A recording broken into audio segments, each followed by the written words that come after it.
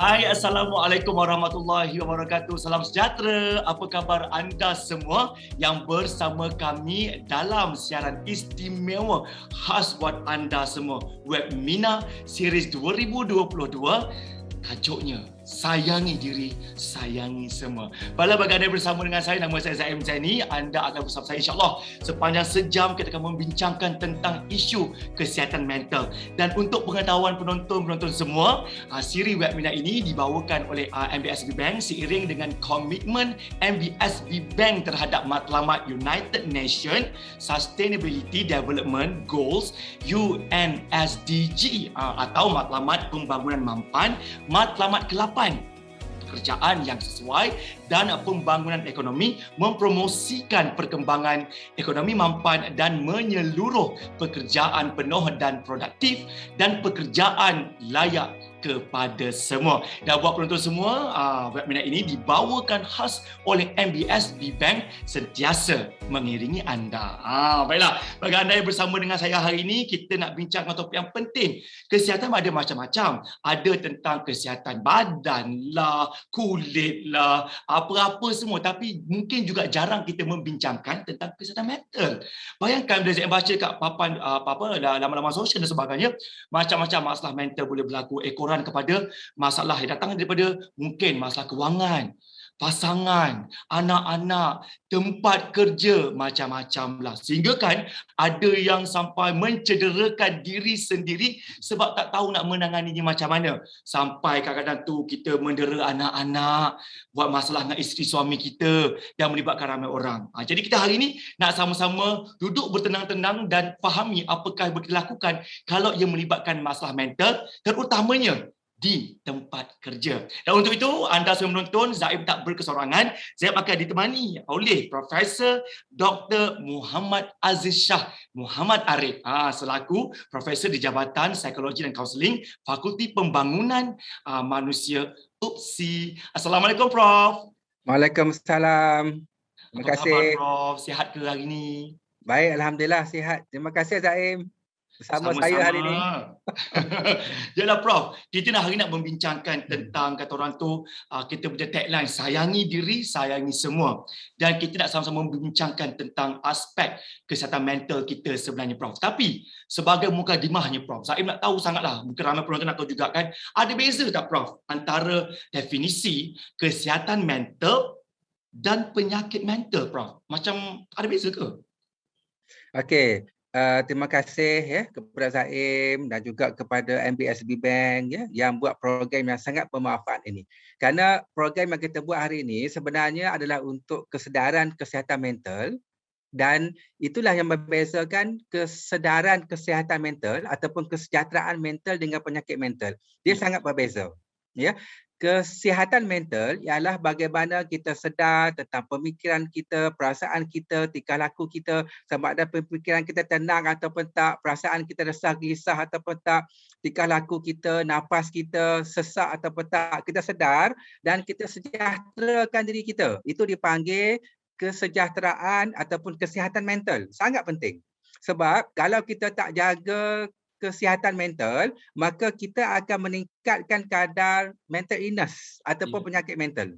Penyakit mental, kalau ikut psikologi, klinikal, dalam mental health dan sebagainya, ialah apabila seseorang itu telah didiagnos sama ada oleh clinical counselor, clinical psychologist ataupun doktor psikiatris mempunyai simptom-simptom masalah kesihatan mental berdasarkan tempoh masa yang tertentu, maka dia dikatakan mempunyai anxiety ataupun depression ataupun PTSD dan sebagainya. Dan apabila kita telah didiagnos dengan mental illness, dia sebenarnya agak terlambat. Boleh dapatkan rawatan dan boleh sembuh. Jangan risau. Tetapi alangkah lebih baik kita mencegah awal melalui kesihatan mental untuk menjaga diri kita sendiri. Itu sangat penting dan kos dia lebih murah. Dan kita kena buat banyak dan sering kali kesedaran kesihatan mental. Ya, Okey? betul. Mhm. Sebab Zaim ni kan Prof, untuk pengetahuan Prof, penonton-penonton Zaim terbaca melalui keterangan Kementerian Kesihatan Malaysia KKM mengatakan dan mendedahkan sebenarnya sebanyak 91.2% daripada lebih 100,000 panggilan diterima daripada talian bantuan sokongan psikologi yang memerlukan sokongan emosi dan kaunseling. Jadi bagi Zaim kan Prof, saya rasa macam ramai juga yang sebenarnya sedang mengalami masalah tekanan emosi dan juga mental. Dari segi circle Prof sebagai pakar bahagian psikologi dan juga kaunseling di Fakulti Bangunan UPSI ini sebenarnya, macam mana Prof melihat situasi sekarang? Ramai ke Prof yang datang berkunjung yang memerlukan bantuan Prof sekarang ni? Okey, sebenarnya masyarakat Malaysia sama ada peringkat remaja, dewasa yang mempunyai masalah kesihatan mental agak banyak dan membimbangkan. Ya. Dan ada banyak faktor-faktor menyebabkan masalah kesihatan mental. Saya sebagai practitioner uh, didatangi oleh ramai orang yang ada anxiety, yang ada depression, yang ada PTSD, dan yang paling menyedihkan tu jika ibu bapa datang, doktor tolong anak saya ada depression, doktor tolong anak saya ada masalah cederakan diri sendiri, dia dengar suara, delusion, hallucination. Jadi keluhan dan mohon bantuan rayuan daripada ibu bapa yang sayangkan anak tu kadang-kadang sangat menyayatkan hatilah ya. Sebab itu kita menggalakkan program kesihatan mental supaya kita boleh bantu masyarakat segi pencegahan dan juga pemulihan dengan cara yang betul, dan akhirnya masyarakat kita bebas daripada masalah kesihatan mental. Ya, sebab Zaim pun bimbang bila Zaim baca dekat Carta Akhbar kan Prof, mengatakan tahap kesihatan mental rakyat Malaysia ni kini kan Prof berada dalam keadaan yang betul-betul membimbangkan. Apabila saya baca banyak juga kes seperti bunuh diri semakin kerap dilaporkan ya, kita lihat ya Allah takutnya rasa. Dan antara faktor utama yang mereka kaji-kajikan Prof kepada masa penyumbangan ini seperti krisis kewangan, ya Prof, lepas tu jadi pekerjaan, tekanan pekerjaan, masalah keluarga dan persekitaran dan masalah di tempat kerja. Jadi kan bila kita lihat kepada masalah begini kan Prof, adakah Prof rasa definisi untuk menyayangi diri sendiri tu tidak kerap diamalkan oleh mereka-mereka yang ada masalah tekanan mental ini? Mungkin mereka tak faham apa maksud you need to love yourself. Mungkin Prof boleh ceritakan kepada penonton dulu. Okey, untuk menjaga kesihatan mental, kita ada banyak pendekatan dan teknik, tetapi antara pendekatan dan teknik yang paling mudah, yang paling berkesan, yang kena dengan diri kita dan kita kena terapkan untuk anak-anak, remaja dan semua pekerja-pekerja di syarikat ialah I love myself. Ya. Itu bagaimana kita menyayangi diri kita sendiri. Dan kita kena sedar diri kita sangat berharga dan diri kita lebih berharga daripada yang lain. Apabila kita tahu diri kita berharga, maka kita akan jaga pemikiran kita supaya tidak fikir benda-benda yang berlebihan, tidak stres berlebihan, dan kita akan jaga perasaan kita supaya tenang, lapang, tak ada resah, gelisah, pemarah, hasad, dengki, semua tak kuasai kita lama. Dan kita akan pastikan jasad kita, biologikal dan sensasi kita dan jantung kita tak berdebar, tangan kita tak shaking, dan kita akan jaga pernafasan kita supaya lebih rileks dan tenang. Ini semua sangat penting. Dan ini semua kita boleh lakukan dengan pendekatan I love myself, itu menyayangi diri kita, sayang diri kita sendiri. Ya. Umpama dia, kalau kita dapat ingin beli kereta Lamborghini, kereta Ferrari, lalu kita pun dapat beli Lamborghini dan Ferrari selepas kumpul duit dan bayar berjuta-juta. Lalu apa kita akan buat pada kereta yang mahal tu? Kita akan jaga, kita akan balut, kita akan pastikan tak bercala, kita akan basuh, kita akan servis sebab kita sayang. Sebab bagi kita dia berharga. Tapi sebenarnya kalau kita sedar, diri kita, otak kita, pemikiran kita, perasaan kita lebih berharga daripada Lamborghini, lebih berharga daripada Ferrari. Saya setuju. Jadi kita kena lebih sayangkan diri kita sendiri supaya tak rosak dan tak cedera. Sebab kita kena faham, otak juga boleh cedera dan boleh rosak seperti mana tangan boleh patah, ya, dan gegendang telinga boleh rosak, jantung boleh tersumbat jika ada kolesterol, mata boleh rabun, otak juga boleh rosak.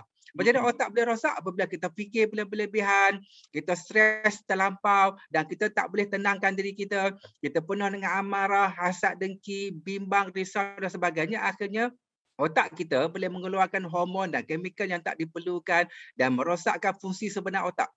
Ya. Dan akhirnya kita mendapat berbagai masalah kesihatan mental yang mengganggu diri kita, kehidupan kita dan menjejaskan ahli keluarga, pekerjaan kita dan sebagainya. Sebab itu kita kena sayang dengan diri kita supaya Ya. kita boleh bawa kesejahteraan kepada orang lain juga.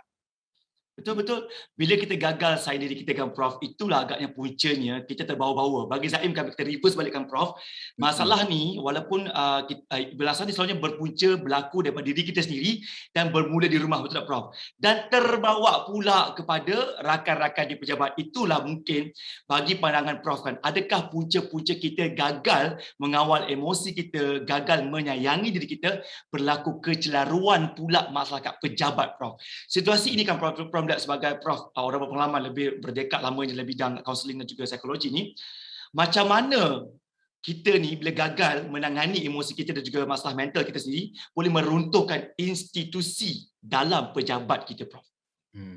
Okey. Dan dalam EAP, Employee Assistance Program, dan pembangunan sumber manusia dan sebagainya, ada kos untuk rawatan perubatan yang sangat tinggi, ada kos untuk pergi hospital dan sebagainya, dan kebanyakan penyakit dan masuk ke hospital ward ini sebahagian besarnya adalah kerana stres. Dan di mana suasana pejabat yang sangat tertekan dan keadaan rumah yang sangat tertekan menyebabkan tekanan itu pergi kepada biologikal, menyebabkan sakit urat saraf, demam, sakit jantung dan sebagainya. Sebab itu apabila kita memahami dan kita membantu masalah tekanan kehidupan, bagaimana beri coping skill untuk menyelesaikan masalah, bagaimana mendapatkan sokongan sosial, menyayangi diri, memaafkan diri dan memaafkan orang lain, dan bagaimana kita menikmati the power of now. Ini coping skill yang perlu diajar kepada staf dan pekerja, dan akhirnya pekerja itu makin sihat. Bila makin sihat, dia seronok bekerja. Bila seronok bekerja, produktiviti dia meningkat. Maka tekanan dia kurang. Maka kos sakit masuk ward hospital tu makin kurang. Sebab itu, program-program psychological ni sebenarnya nampak tak berapa penting dalam organisasi, tapi dia sebenarnya sangat penting untuk mengurangkan kos perubatan dan meningkatkan produktiviti. Seperti mana kalau kita tanamkan perasaan sayangi diri tu, I love myself tu, kalau I love myself ni dia ada 4 perkara kita mesti tanam kepada pekerja kita. Yang pertama, kita mesti menerima diri kita sama ada bentuk fizikal dan bakat kita dengan seadanya. Kita gemuk ke, kita kurus ke, apa kemahiran yang kita ada, kita terima dan kita mensyukuri. Baru dia akan meningkat. Yang kedua, kita jangan sabotaj diri kita. Jangan kata diri kita bodoh, jangan kata diri kita hitam, jangan diri kita tak berguna. Ini benda yang sangat buruk yang akan merosakkan psikologikal kita dan kognitif kita, dan potensi dan bakat kita akan rosak. Dan yang ketiga, kita kena selalu reward diri kita dan beri penghargaan diri kita, beri hadiah kepada diri kita, pergi melancong, beli tudung yang cantik-cantik sikit, pergi makan sedap, buat benda yang kita happy, dan carilah benda-benda yang kita happy. Sebab dalam psikologi counselling, apabila kita buat benda yang kita happy, kita suka, kita minat, waktu itu tidak ada masa lepas. Waktu itu tidak ada masa akan datang. Kita menikmati hari ini dengan penuh keasyikan dan keseronokan. Sebab itu please cari hobi. Dan yang keempat, apabila kita I love myself, maka kita akan jadikan diri kita baik dengan ilmu, pengetahuan, kemahiran untuk memberi kebaikan dan kesejahteraan kepada orang lain. Maka dalam organisasi itu, pekerja kita baik dan dia akan memberi kebaikan kepada orang lain. Ini sangat penting kita terapkan. 4 elemen itu, saya mengharapkan semua penonton ini pasang telinga dan beri perhatian. 4 elemen yang Prof katakan tadi paling Zaim suka, dan paling juga orang suka merosakkan elemen itu kan Prof kan? Contoh seperti menerima diri kita sendiri. Sekarang dapat kerja ni kan Prof, kita selalu banding-bandingkan diri kita. Okey, 2 perkara dekat tempat kerja. Sama ada membandingkan prestasi kita dengan kawan-kawan kita ataupun membandingkan fizikal dia dengan kita. Jadi itu juga antara punca gagal kita dekat tempat kerja. Dan yang paling penting, jangan sabotaj diri kita. Saya suka juga perkataan itu. Yang paling penting juga, reward diri kita dan tingkatkan ilmu kemahiran untuk menjadi lebih baik dari masa ke semasa. Okey Prof, bila bercakap tentang macam-macam ragam di pejabat, kan kau bercakap pasal mental ni besar, tapi kita fokuskan kepada pejabat. Sebab bila kita gagal mengawal emosi kita di pejabat, itulah puncanya kita terbawa-bawa sampai ke rumah dan meruntuhkan pula kebahagiaan keluarga. Prof, setuju tak Prof? Yep, betul. Sangat setuju. Ya, sebab Zaim terbaca juga sebab cakap pasal tentang masalah mental ni, kalau menurut daripada kesihatan mental Amerika, mereka mengeluarkan ada lebih 200 jenis klasifikasi penyakit mental, antaranya keresahan kan Prof, macam skizofrenia, gangguan makan, insomnia, kecelaruan bipolar, macam-macam kemurungan dan sebagainya. Kalaulah benda-benda ni kita bawa kita daripada pejabat ke rumah, gagallah segala-galanya. Okey, jadi bila bercakap tentang itu Prof, apakah bila Prof bersama dengan mereka-mereka yang pernah berjumpa dengan Prof ya, untuk minta nasihat Prof dari segi kaunseling, kalau mereka ada masalah di pejabat, apa agaknya masalah yang mereka hadapi Prof? Boleh tahu tak dari segi detail ni Prof? Okey, dia punca masalah kesihatan mental ni, dia Hmm. banyak perkara, sama ada zaman kecil yang tak menyeronokkan, penderaan emosi, sexual abuse, ya, ataupun tekanan buli di tempat pekerjaan semasa remaja, tekanan daripada bos ataupun tekanan kerja yang berlebihan yang tak dapat ditangani dengan baik, yang menyebabkan rasa timbul simptom-simptom seperti depression, anxiety, fobia, PTSD, insomnia dan sebagainya. Ya. Dan masalah-masalah kesihatan mental ini dia datang daripada persekitaran kita yang gagal ditangani dengan baik. Sebab tu kalau berdasarkan psychology counselling, yang pertama datang daripada stres. Sama ada bos kita sangat menekan kita, kerja yang sangat banyak ataupun konflik dengan rakan sekerja, persaingan, rasa tidak boleh menguasai kemahiran ataupun pernah difitnah, diadu domba, dimalukan di tempat kerja. Ini semua akan meninggalkan tekanan di tempat kerja dan tekanan yang tak dapat diatasi. Kunci dia tekanan yang tak dapat diatasi tadi. Dia akan menimbulkan satu konflik dan krisis. Dan konflik dan krisis yang tak dapat ditangani kerana kekurangan sokongan, coping skill dan sebagainya, dia akan menjadi krisis yang lebih berlanjutan dan akhirnya boleh menyebabkan masalah kesihatan mental.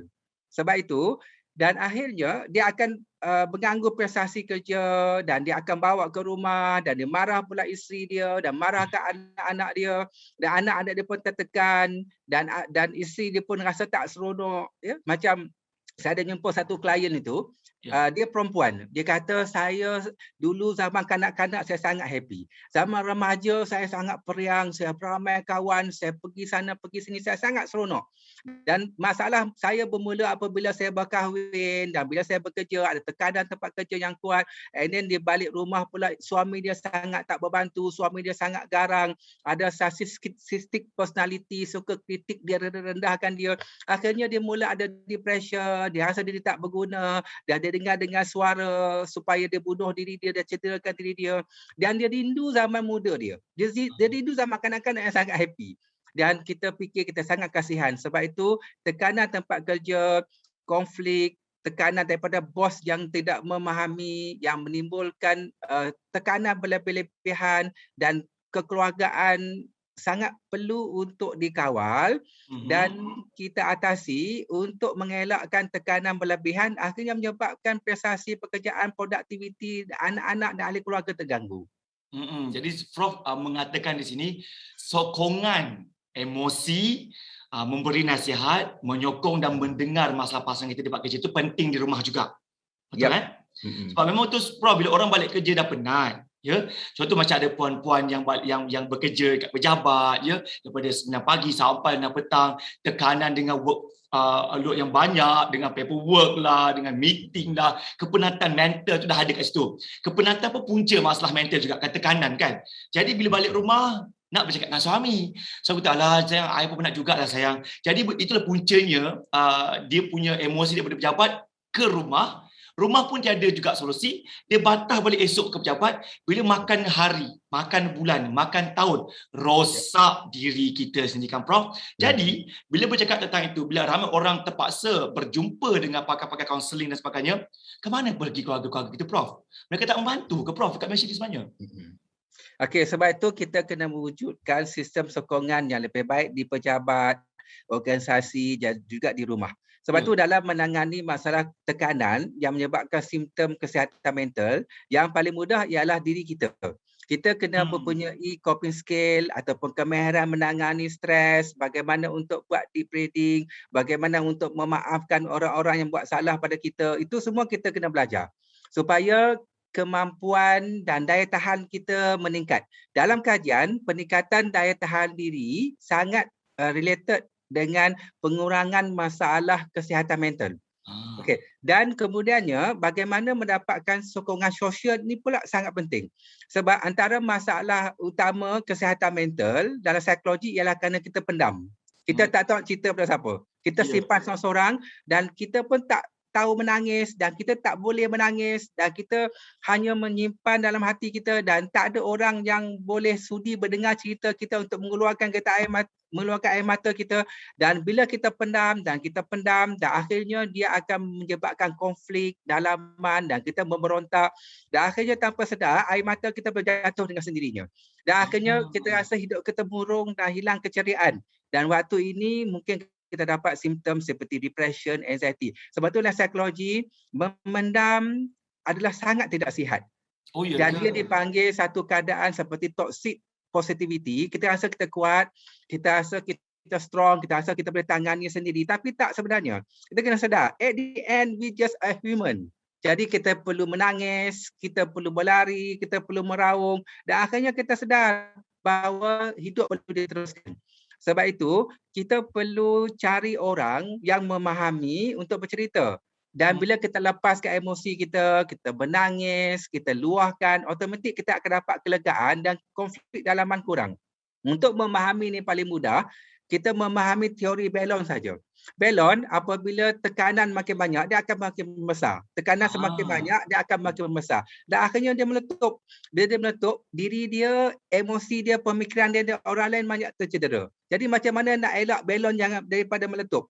Mudah saja. Maka kita kena lepaskan angin. Bila dah besar, kita lepaskan angin. Dan lepaskan angin itu ialah mohon bantuan psikososial, bercerita, meluahkan, mendapat bimbingan. Dan kita sebagai manusia memang perlukan dapatkan bantuan. Sebab itu kita tidak boleh ego dan kita kena ada satu kemahiran memohon bantuan. Itu pun adalah satu kemahiran yang sangat penting. Sebab itu organisasi, syarikat, keluarga kena dengar suara pasangan, kena dengar suara anak-anak dan kena membimbing, mengajar. Itu lebih baik daripada kita menekan tanpa mengambil tahu emosi dan sebagainya. Dia sangat penting. Mungkin saya cuba letakkan diri saya ni sebagai seorang yang sedang mengalami masalah gangguan emosi atau mental kan, Prof. Contoh macam saya, Prof. Saya sebagai seorang lelaki, seorang ayah dan juga ada anak-anak, ada isteri kan. Sebagai lelaki ni kita juga ada cerita yang tersendiri, ada masalah masing-masing. Tapi mungkin kebanyakan orang yang berlelaki ni, contoh dia keluarga, dia tak nak dinampak lemah oleh pasangan dia. Jadi dia kerja, beban dia dekat luar pagi, petang, siang, malam. Niat dia nak membesarkan keluarga dia supaya keluarga dia boleh makan nasi setiap hari, boleh menyimpan untuk keluarga. Dan kalau dia penat, dia dimarah, dia tekanan tempat kerja sebagainya, dia tak mampu bercerita, dia khawatir takut isteri dan anak-anak akan lebih bersedih. That's why Prof kata ramai orang mungkin guna teori balon tu, dia pendam sampai meletup ujung-ujungnya. Mungkin Prof boleh memberi sikit nasihat manja lah kepada abang-abang sekali kan. Sebagai lelaki pun, kita berhak untuk menangis, kita berhak untuk menceritakan kepada pasangan. Apa pandangan Prof sebenarnya?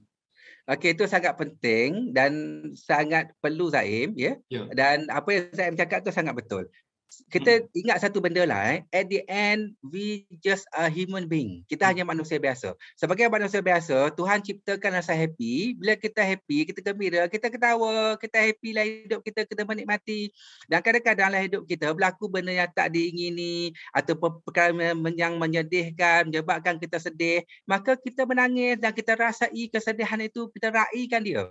Kita tak boleh berlakon kuat dan kita tak boleh menafikan emosi itu. Sebab itulah psychological, menafikan emosi itu dan berlagak kuat umpama melatih kita jadi robot. Tapi sebenarnya kita bukan robot. Sebab itulah psychological, bila kita lepaskan emosi kita, kita menangis. Kalau kita marah, kita marah. Tapi kadang antar kawan, bila kita sedih, kita sedih. Bila kita tak boleh menangis dan tak boleh sedih, cari orang yang memahami untuk luahkan. Dan bila kita luahkan, kita dapat ketenangan dalaman. Kita rasa satu kelegaan. Bila kelegaan nanti, maka datanglah ilham yang baik. Apa nak buat, apa nak buat, dan kita akan lebih terbimbing daripada kita memendam, kita tak luahkan, dia menimbulkan konflik dalaman dan berperontak. Dia sangat bahaya dalam psikologi. Dan banyak kes-kes depression, anxiety, PTSD yang berlaku ialah kerana memendam dan akhirnya dia meletup dan menyebabkan kerosakan dalam sistem hormon dan kemikal otak yang mengganggu, menyebabkan berbagai masalah kesihatan mental. Sebab itu, please tolonglah ya untuk jaga kesejahteraan mental. Kalau awak sedih, awak menangis. Kalau awak marah tapi keadaan terkawal. Kalau awak nak menjerit, awak menjerit. Dan jika kita tak boleh buat benda tu sendiri, maka kita perlukan bantuan, maka cari ahli keluarga yang rapat. Sebab tu suami kena memahami isteri. Dan mak ayah kena memahami anak dan beri sokongan. Sebab tu kalau kita faham, mak ayah yang baik ialah salah satu ciri dia ialah dia boleh mendengar berita gembira anak dia dan dia berkongsi kegembiraan. Dan dia juga boleh mendengar cerita sedih, cerita marah, cerita yang menyebabkan penyesalan anak dia. Dia dengar, dia peluk, dia biarkan anak dia menangis. Dan itulah yang akan mengeratkan perhubungan dan membina psikologikal yang lebih kuat untuk masa hadapan. Dan kita kena wujudkan budaya masyarakat kita saling faham memahami. Dan wujudkan sokongan sosial dan semua orang kena tahu peranan dia masing-masing. Dan akhirnya masyarakat kita lebih kuat dan lebih bersedia dan lebih resilient dalam menangani masalah kesihatan mental kalau kita hanya manusia biasa. Ya, betul. Saya suka bila Prof katakan sebagai ibu bapa kan Prof, kita kena tahu untuk menerima kabar gembira anak-anak kita. Anak-anak kita cerita tentang kegembiraan, kita sambut saja. Dan kita juga kena pandai untuk mendengar masalah yang mereka hadapi. Tapi melihat kepada situasi ini kan Prof, sebelum kita berbalik kepada bahagian pejabat kan, bagaimana Prof melihat peranan ibu bapa, sama ada tua ke, yang masih muda ke, dalam menangani kedua-dua emosi ini? Pertama, gembira. Semua orang suka kabar gembira kan Prof. Anak dapat keputusan bagus, kita raikan. Anak dapat menantu ke anak, kita raikan. Tapi bila anak ada masalah keuangan, for example Prof, atau ada masalah rumah tangga, kadang-kadang dua-dua pihak ini tidak memain peranan. Pertama, anak tak nak mak itu risau. Kedua, mak pula tak kuat nak mendengar cerita sedih anak. Adakah itu juga lagi menjurus kepada kejatuhan keluarga tersebut? Mungkin Prof, sambil saya bercerita tu, mungkin Prof boleh selitkan sikit nasihat dan cuba tukar sikit pemikiran ibu bapa sekarang untuk turut mendengar keluhan anak-anak supaya anak tak tersesat jalan atau tersalah pilih kawan, Prof. Dia sangat mudah sebenarnya. Apabila seseorang itu ada masalah, menceritakan masalah daripada kita, dia mengadu, sama ada masalah emosi ke, masalah girlfriend ke, masalah percintaan ke, masalah duit ke dan sebagainya.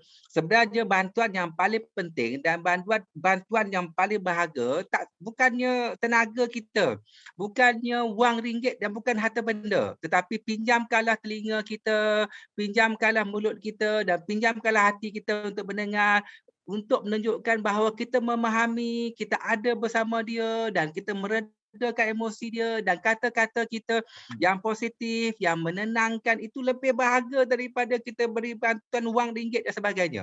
Sebab dia rasa ada orang sokong dia. Dia rasa ada orang bersama dengan dia.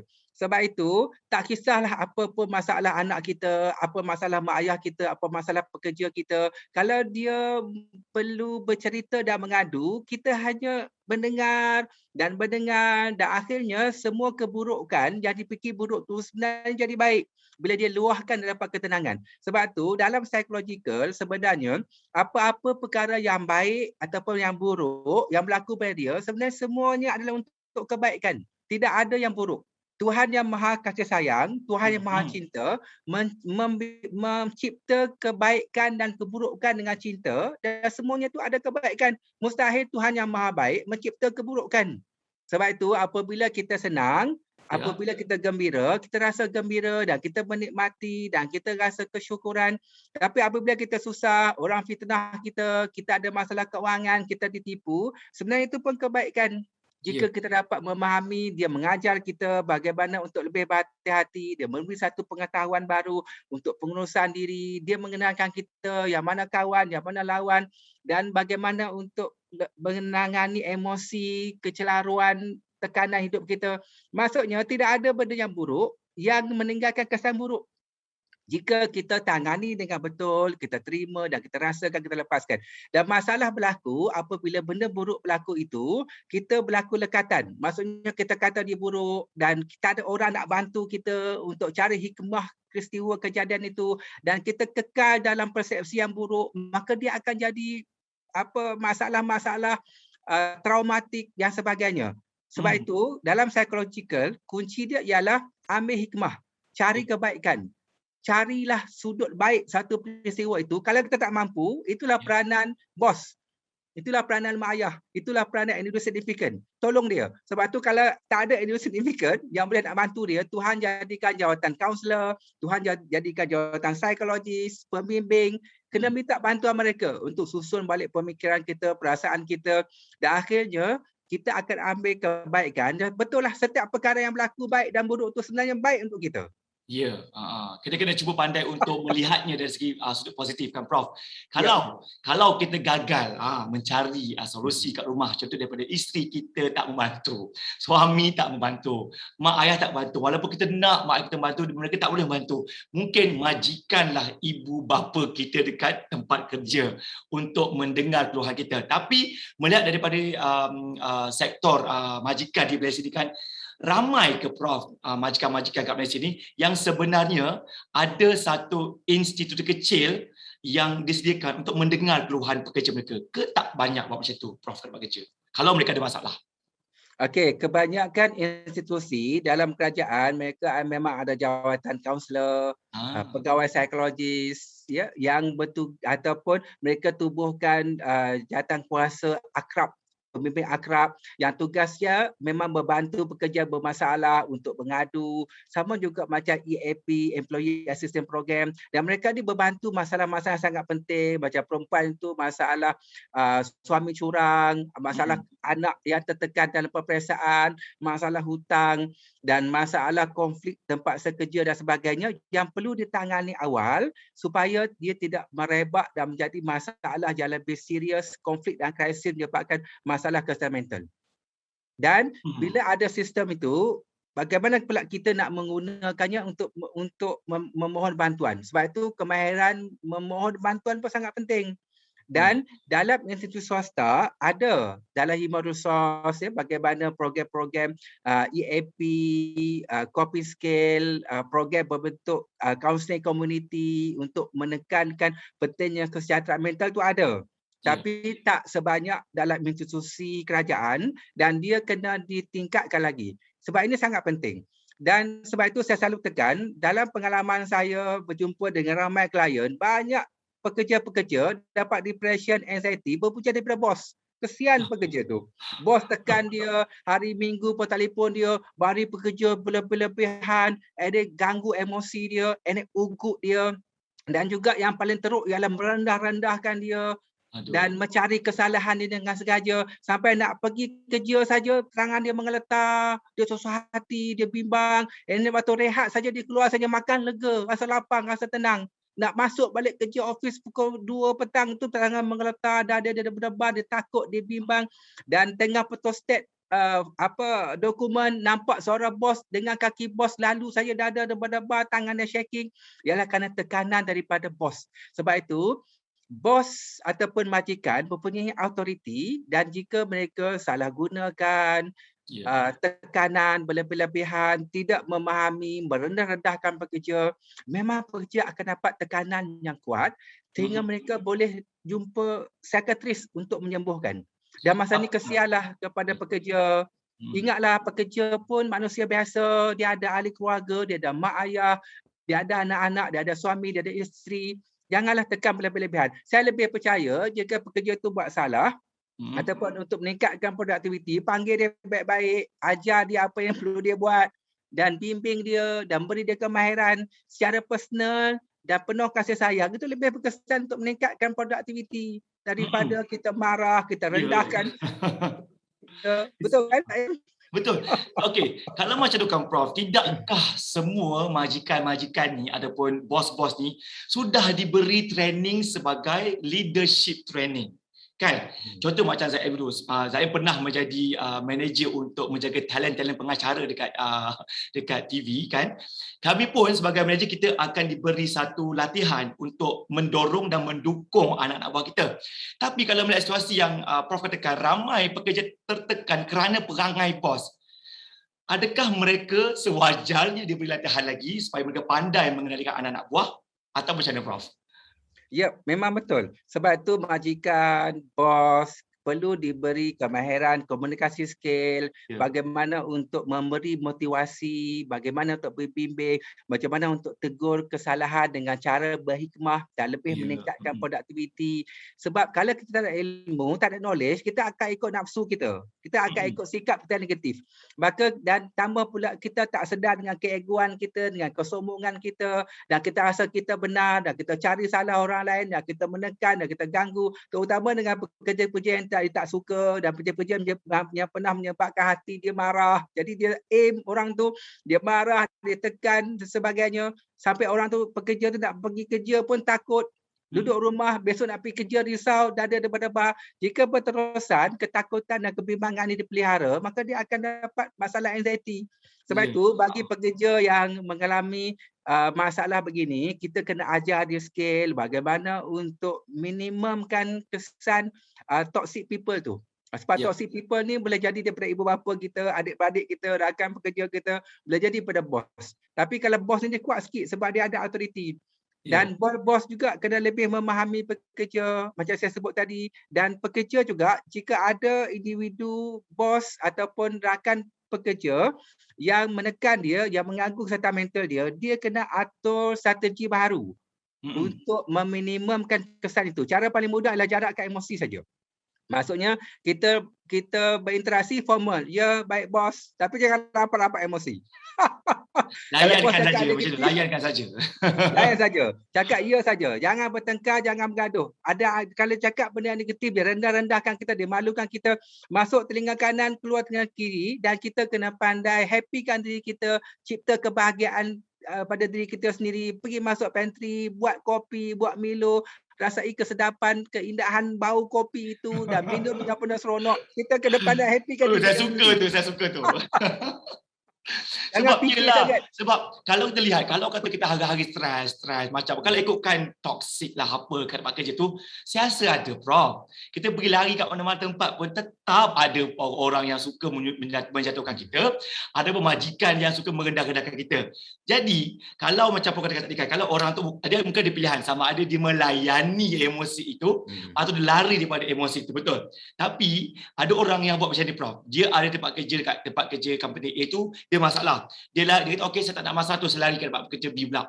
Ada masalah, dia lari pula ke tempat kerja C. Sampai lagi D, E, F sampai ke Z tempat kerja. Asyik lari saja. Walaupun dia nak mengelak daripada masalah kita, tapi macam saya katakan tadi, masalah ada di mana-mana. Kalau orang macam tu Prof, dia sanggup berlari-lari tempat kerja kerana tak nak ada masalah begitu, pun tak bagus juga kan Prof, sebab dari segi dia punya profil, banyak betul buat kerja sebulan, awak dah kenapa macam tu kan. Apa nasihat Prof kepada mereka yang lari tapi tak face the problem?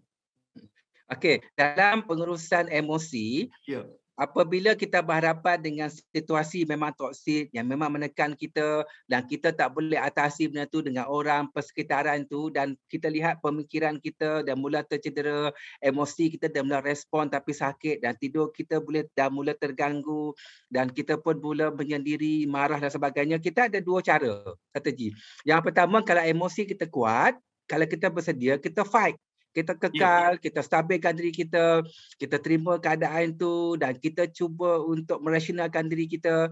Tapi kalau kita dah makin okey, makin sihat, makin boleh bertahan, okey, kita boleh fight.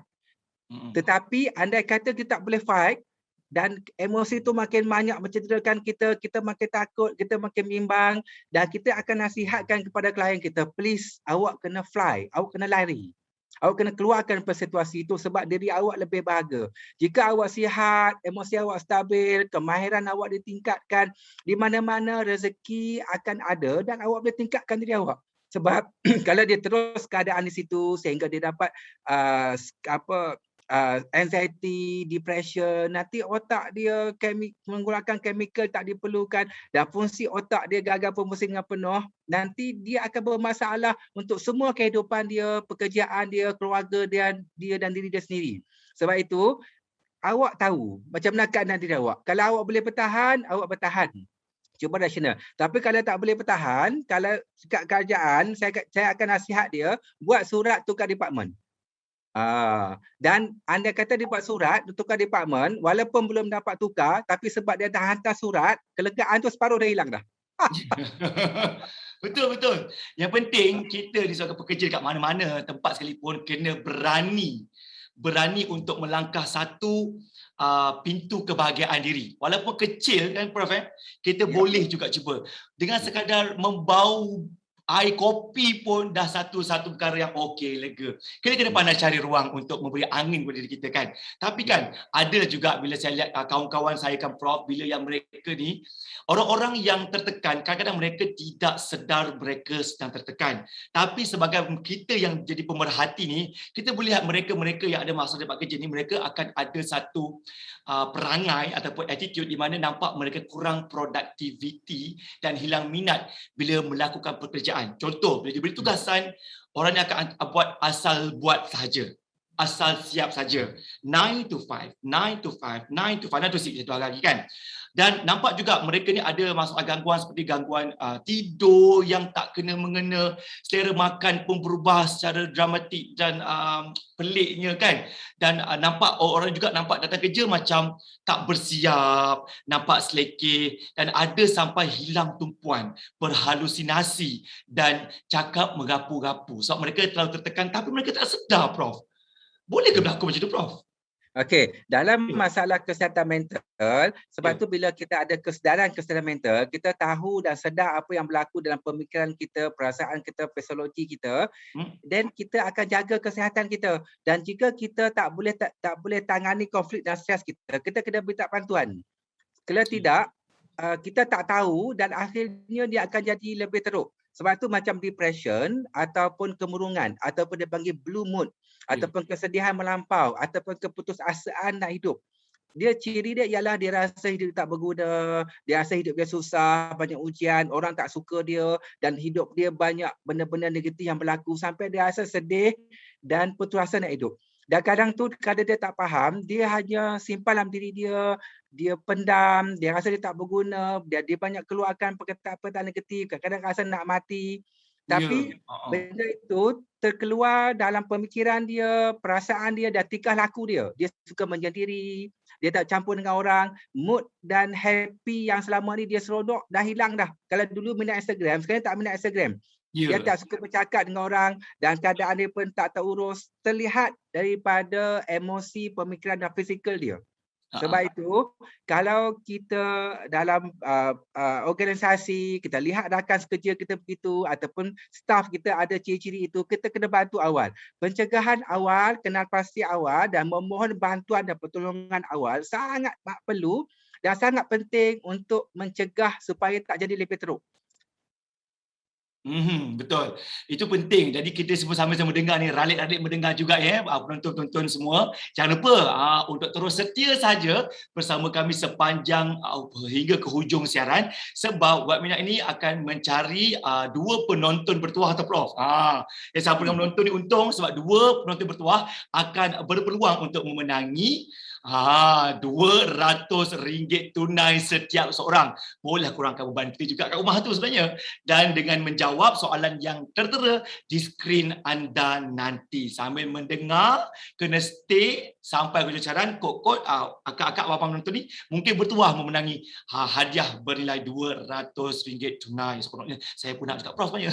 Okey, bercakap tentang stres di tempat kerja. Okey, selain daripada kita perlukan satu circle yang sempurna. Contoh, dalam tempat kerja ni kita ada orang yang pilih untuk menyendiri, lone ranger saja. Kata dia, aku main kerja, aku balik. Aku main, aku balik. Ada juga orang yang memilih untuk ada grup kawan baharu di tempat kerja. Okey, mungkin juga orang yang nak menyendiri tu dia tak nak ada masalah negativity, toxic sebagainya. Tapi bila dia sorang-sorang kan Prof, lagilah orang asingkan dia. Lagilah dia macam tak tempat nak luahkan perasaan, betul tak Prof? Tapi bila orang pula yang ada group members dekat tempat kerja, dia makan sama-sama, dia gelak sama-sama, dia ceria sama-sama. Tapi bila dia ada masalah pula, tak ada siapa yang boleh dengar. Malah lari.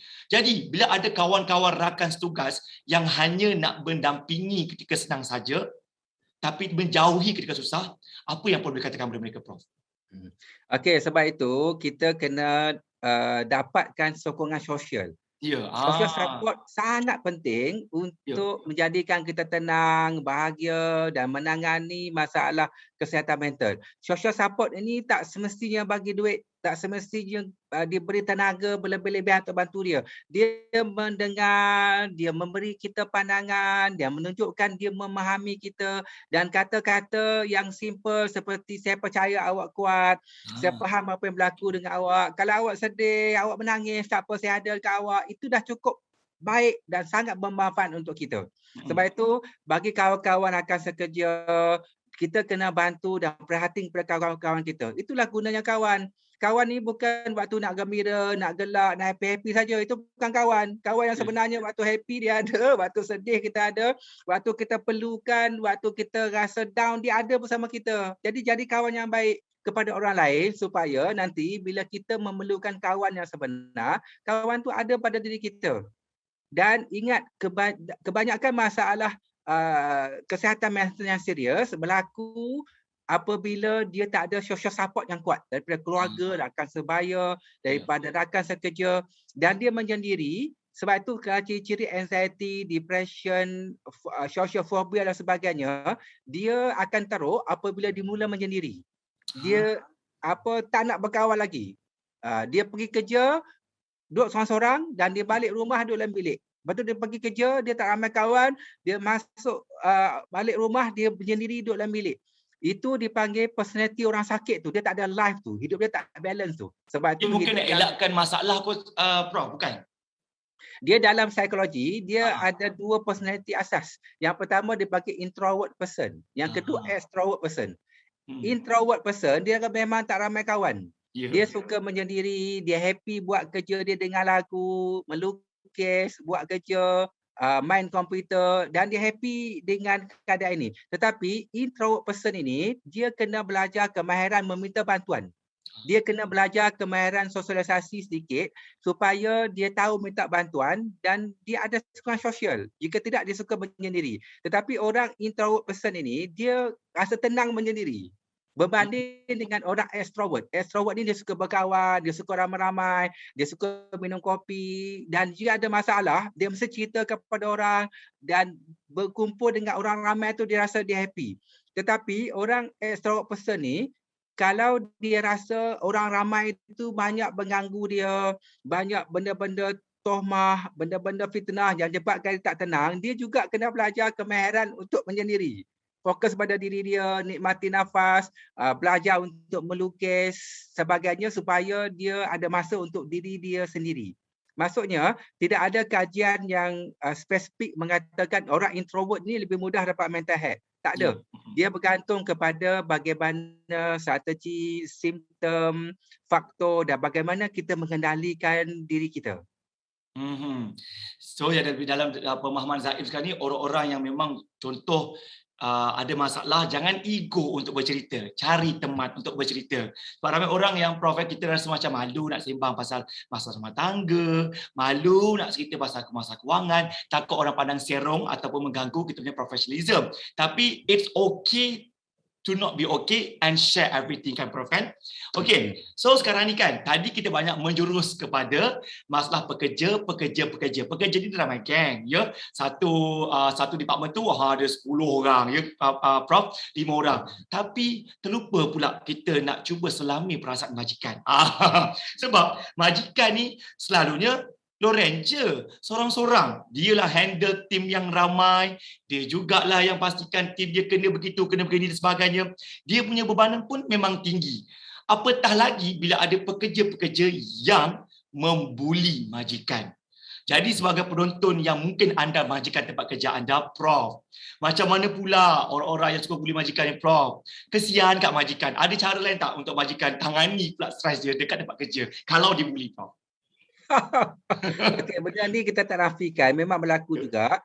Pekerja pun ada tekanan mereka sendiri dengan majikan, tetapi majikan juga kita tak nafikan kadang-kadang dia tertekan dengan pekerja, dia rasa pekerja bully dia dan dia tak ada kawan, dia tak boleh bercerita dengan pekerja dan akhirnya dia pendam dan dia pun boleh dapat masalah kesihatan mental dalam kehidupan dia, dia mengganggu kehidupan dia. Sebab itu, majikan juga kena belajar coping skill, dia kena belajar lebih berinteraksi, belajar bagaimana untuk memahami pekerja lain dan bagaimana untuk membuangkan keegoan, kesombongan dia untuk turun kepada pekerja dan bersama-sama bercerita dan sebagainya. Sebab dalam pengurusan sendiri, teori yang paling popular walaupun lama dipanggil teori X dan teori Y tu iaitu satu teori percaya bahawa dengan kekerasan, dengan marah, produktiviti meningkat. Satu lagi teori percaya bahawa dengan memberi sokongan, kerjasama, pujian, produktiviti meningkat. Sebenarnya, kita tak boleh terperangkap dengan satu teori ni bagi majikan. Kita kena pegang dua-dua teori. Tapi teori utama ialah beri sokongan, beri kasih sayang, beri bimbingan dan rapatkan dengan pekerja dan share visi dan misi kita. Tetapi kalau pekerja itu dah mula engkar, mula langgar disiplin, kita boleh tukar teori kekerasan. Okey, kalau awak buat lagi begini, saya akan beri amaran dan jika awak buat lagi sekali, saya akan ambil tindakan tertib, saya akan hantar kepada semua manusia dan mungkin awak akan hilang pekerjaan ataupun tolak gaji dan sebagainya. Tapi saya sayang awak, saya beritahu awal supaya awak boleh berubah. Maksudnya kadang-kadang kita boleh guna kekerasan dan amaran.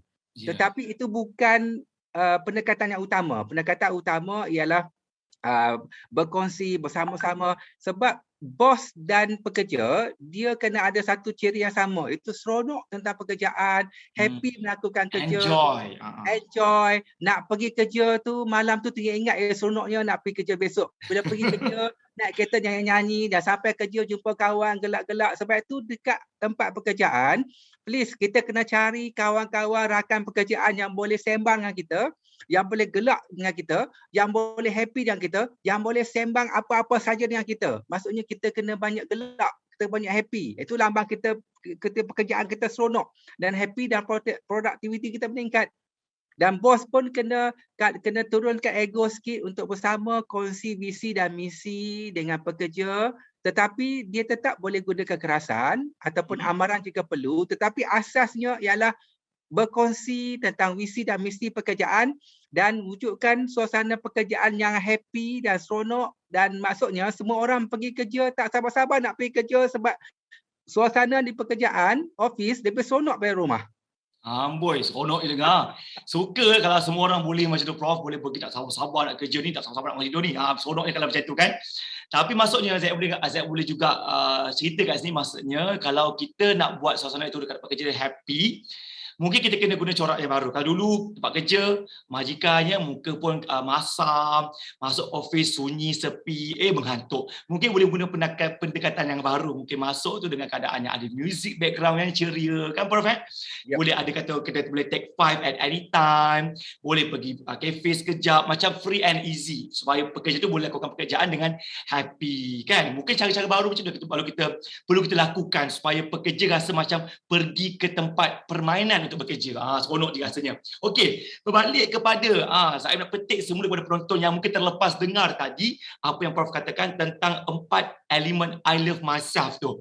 Yang pertama sebenarnya kita kena pandai untuk menerima diri kita. Kita berkulit gelap ke, berkulit cerah ke, berbadan kecil ke, berbadan besar ke, we have to accept ourselves di tempat kerja.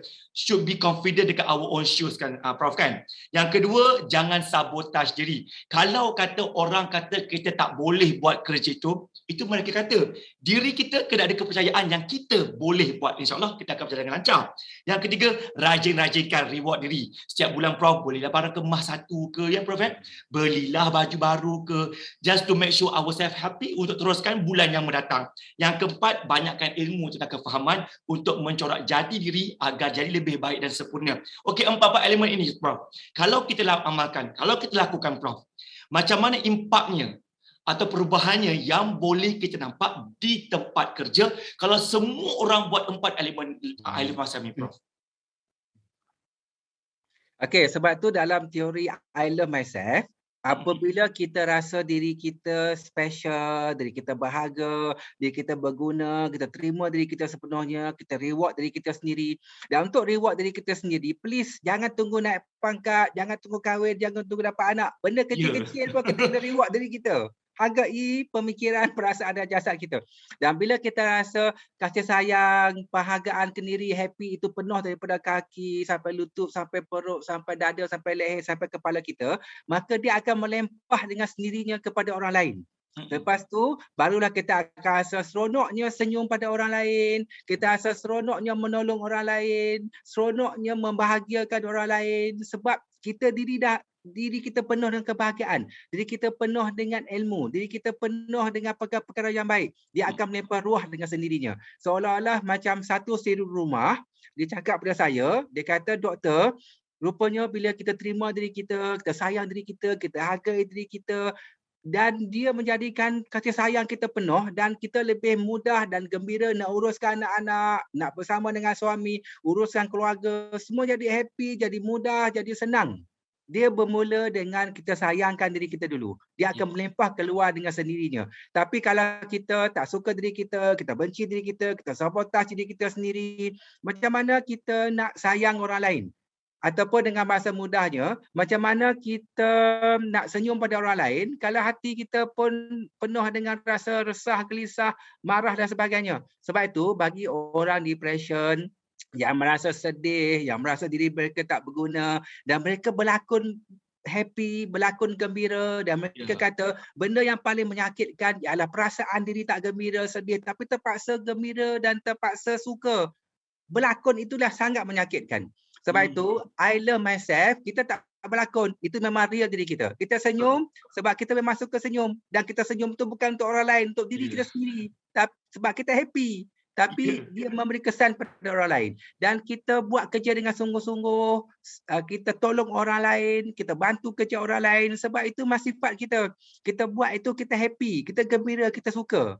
Jadi itulah maksudnya bermula dengan I love myself. Dan kita kena ingat satu benda, I love myself ni bukan selfish. Selfish ialah kita tekan orang lain untuk naik. Kita burukkan orang lain untuk popular. Itu selfish. I love myself, kita sayangkan diri kita untuk sayang orang lain. Kita majukan diri kita untuk majukan orang lain. Kita kayakan diri kita untuk kayakan orang lain. Jadi, I love myself so that I can love others. Itu konsep dia. Yes, I suka benda tu, Prof. Okey, buat mereka yang menonton yang mungkin tak pandai ataupun tak reti untuk menjadi orang yang terbaik di pejabat. Mungkin Prof, di hujung-hujung siaran ni kan Prof boleh kongsikan bersama penonton mungkin 5 cara untuk kita bina diri kita supaya kita disayangi dan disukai ramai di pejabat, Prof. Okey. Antara cara yang paling mudah untuk kita rasa kita terima diri kita dan kita diterima di pejabat, ya. Yang pertama ialah kita mesti sayangi diri kita dulu. Maksudnya kita mesti bina perasaan gembira, happy kepada diri kita. Dan kita kena pegang satu benda bahawa kebahagiaan, keseronokan, ketenangan dia bukan daripada luar. Dia kuncinya kita yang pegang. Sebab tu jangan serah kunci kebahagiaan kita, ketenangan kita kepada orang lain. Walaupun siapa pun dia, kita yang pegang. Maksudnya kalau orang tu tak suka kita, no problem. Satu orang tak suka kita, ada 10 orang akan suka kita. Dan jika ada 10 orang tak suka kita, no problem. Tuhan akan hadirkan satu orang yang nilai dia sama dengan 10 orang. Wow. Jadi suka saya dengar. Jadi kita sendiri yang akan mencipta kebahagiaan kita dalam hidup kita. Jangan serah kepada orang lain, sama ada dekat rumah, tempat kerja, dalam pergaulan dan sebagainya. Dan yang kedua, kita kena buat sesuatu itu sebab kita happy. Sebab tu happy itulah benda yang paling seronok. Maksudnya kalau kita senyum, sebab kita memang suka senyum dan kita senyum itu kita sendiri happy. Dan kita jangan harap apa-apa balasan kepada rakan sekerja kita. Sebab kalau kita harap balasan, kita harap pujian terhadap perbuatan baik kita, nanti kita sakit, nanti jiwa kita memberontak. dan banyak kes depression, anxiety sebab dia rasa orang tak hargai dia, orang tak sayangi dia. Sebab itu kita buat sebab kita happy. Buat saja benda yang kita happy. Dan yang ketiga, kita kena jadikan diri kita ni baik untuk memberi kebaikan pada orang lain. Jadi kita akan timpa pengalaman baru, belajar pengetahuan-pengetahuan dan ilmu baru dan berkongsi kepada orang lain dan orang lain akan rasa kita ini bermanfaat pada orang lain. Jadi energi atau kebaikan itu tersebar dan bila orang suka pada kita dan kita akan suka pada orang lain. Dan yang keempat, please jangan layan toxic people. Apabila kita layan toxic people, orang tu tak suka kita, orang tu fitnah kita, orang cakap kita negatif. Apabila kita marah, kita terasa, kita layan, kita reply, maka kita dah masuk dalam cerita dia. Bila kita dah masuk dalam cerita dia, maka kita sama macam dia. Nanti kita sakit. Jadi cara paling mudah, yang pertama delete dia daripada hidup kita. Tapi kalau tak boleh delete daripada hidup kita, dia memang ada dalam organisasi kita. Kita hanya perlu menang dengan cara jangan melayan dia. Tetapi kita buat benda kita happy, kita tunjukkan dengan produktiviti, tetapi kita kena sayangi diri kita. Sebab tu dalam I Love Myself, kita kena buat satu agreement. Saya sayangkan diri saya, tapi saya tak akan cederakan diri saya. Saya sayang diri saya tak akan menganiaya diri saya sendiri. Sebab tu, yang kelima, jika ada benda-benda negatif yang berlaku pada kita, fitnah, orang kata kita tak baik ataupun adu domba yang boleh melagakan kita, I Love Myself, kita kena defend diri kita. Kita kena tegur benda-benda tak betul dan kita kena beritahu kebenaran. Tetapi dengan ketenangan. Sebab apa ketenangan? Sebab kita tak beremosi. Dia tak masuk dalam cerita kita. Jadi kita akan tenang, cakap dengan tenang, beritahu fakta satu demi satu supaya semua orang jelas. Itu lebih dihormati. Orang akan berrespek kita dan kita akan dapat selesaikan satu demi satu dengan lebih mudah dan berkesan. Itu adalah tip yang kita kena apply dalam kehidupan kita untuk kita lebih tenang, santai dan jaga kesihatan mental kita. Okey, Zaim? Okey, insya-Allah. Seronok saya bersembang dengan Prof. Tak sedar dah sejam kita bersama dan macam-macam ilmu untuk kita sayangi diri kita tu kami dapat terima hari ini, Prof. Terima kasih banyak-banyak ucapkan kepada Prof. Dr. Muhammad Aziz Shah Muhammad Arif selaku Profesor Jabatan Psikologi dan Kaunseling Fakulti Pembangunan Manusia UPSI. Kan sudi bersama dengan kami untuk berkongsi tentang bagaimana untuk kita menjaga kesihatan mental kita di pejabat. Yang paling utama buat kata Prof, sayangi diri kita sendiri. Okey Prof, terima kasih banyak-banyak kepada Prof ya. Moga-moga Prof diberikan kesihatan yang baik, jaga diri, insya-Allah kalau panjang usia kita jumpa lagi Prof ya. Okey, terima kasih. Okey Prof, Assalamualaikum Prof. Assalamualaikum warahmatullahi wabarakatuh. Okey, bagi anda semua jangan lupa untuk terus bersetia bersama kami sebab dua penonton bertuah bakal memenangi RM200 kalau anda menjawab soalan yang dikeudarakan kepada anda dekat saluran kita pada hari ini. Dan untuk pengetahuan anda juga, webinar ini dibawakan oleh MBSB Bank, sentiasa mengiringi anda. Baiklah, sekian sahaja daripada saya, Zaim Zaini. InsyaAllah kita bertemu lagi dalam siaran seterusnya. Assalamualaikum, jumpa lagi. Bye-bye, jaga diri.